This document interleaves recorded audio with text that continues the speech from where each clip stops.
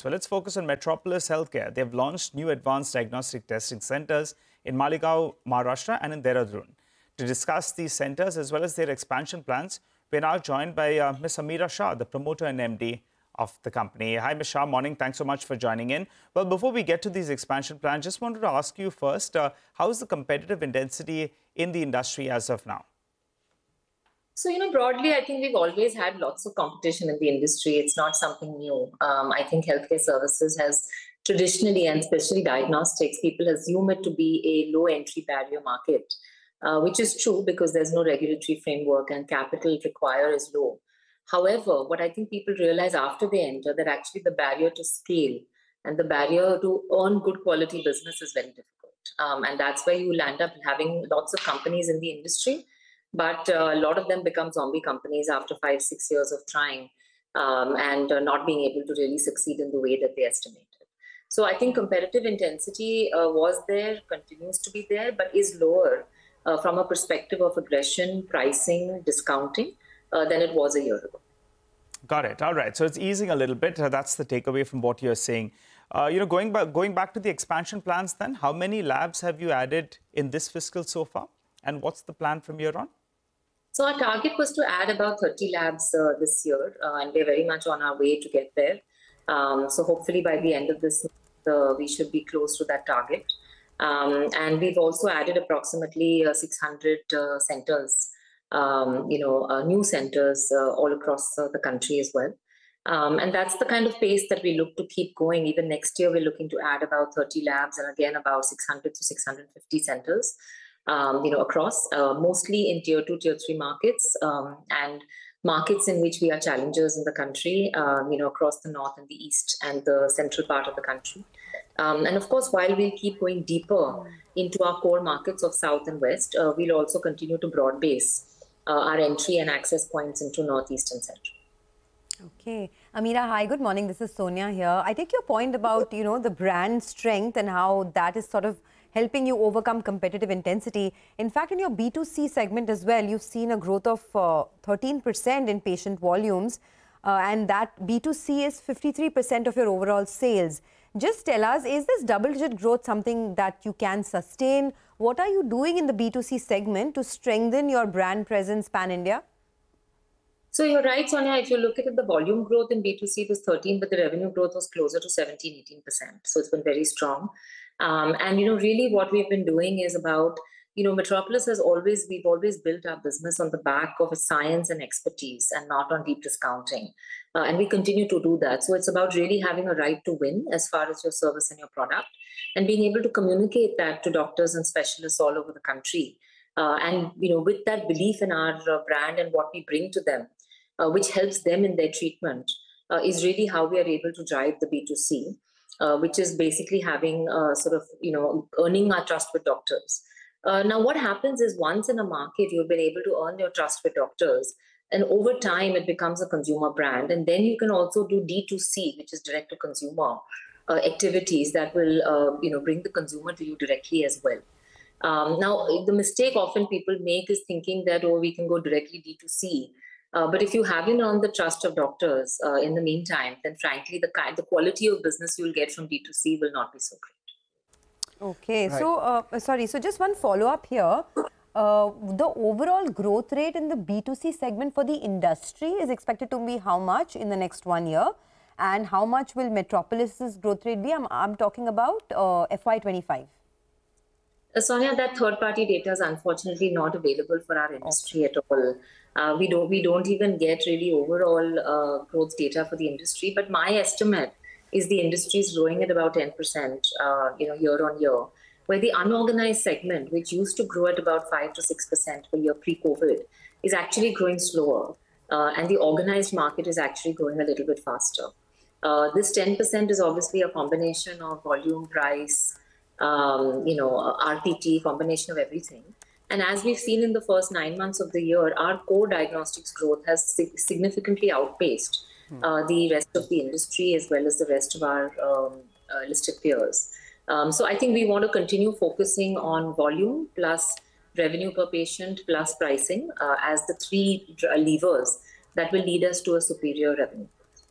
So let's talk about all those three drivers itself. What is the kind of volume growth that you are targeting in the next quarter, and maybe, you know, FY25, if you can give us a sense on that, the price hikes that you've taken so far, the target price growth, and finally coming in from, you know, your new centers. I remember you saying that the revenue coming in from new centers and premium centers would increase in contribution. Where do they stand and what's the target there?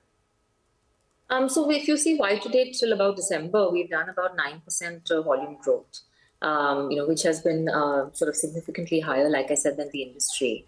Plus, we've had about 3% of revenue per patient growth, which is really about the product mix changing and people moving up sort of more advanced testing, and that increases the revenue per patient as a single prescription point. We have rolled out our new pricing initiative on Jan 1st, 24.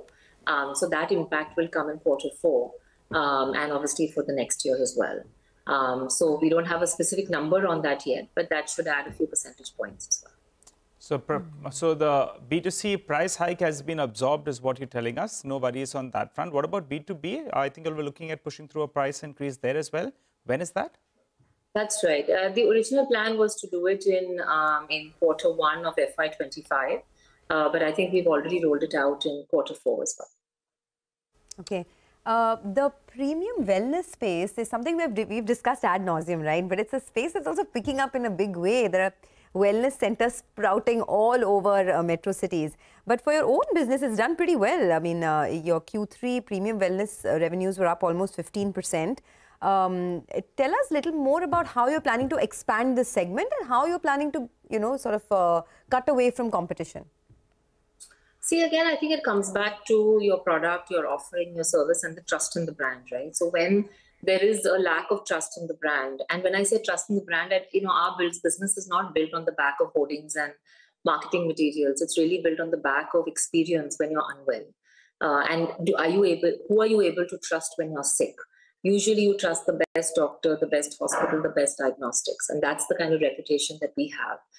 So people understand that when they're doing a wellness checkup or an illness checkup, they're doing it once a year. And they're not spending huge amounts of money on it. Usually when you come for a blood test, you're spending maybe 1,000 rupees, 800 rupees on it. It's not a huge amount of money, for an upper middle class customer.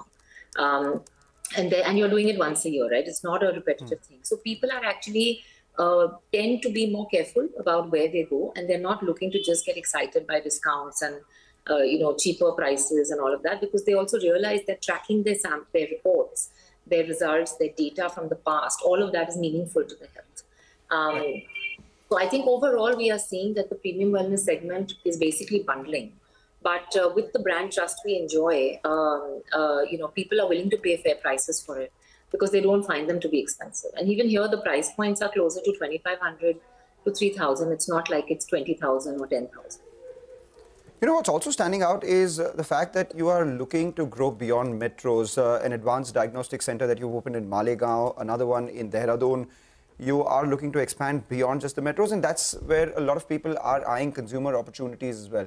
What I wanted to understand are the economics of opening stores or diagnostic centers outside of metros. How do they compare with mature stores when it comes to revenues and cost? And would there be a bearing on your margins on account of something like this? So usually in a tier 2 market, you're starting what we call as a stat lab, which is you're doing about 150 varieties of tests. Unlike the 4,000 varieties of tests that we do in our global reference lab in Bombay, right? So you're starting a smaller limited test menu in that market, but you're offering all 4,000 tests to, let's say, all the citizens of Malegaon or Dehradun, right? Because you can do some testing locally and some of those samples will then flow to the closest lab where you are able to do everything else. For specialized tests, for semi-specialized tests, the pricing is actually the same across the country. It's only for routine tests that we have some adjustments based on the local market.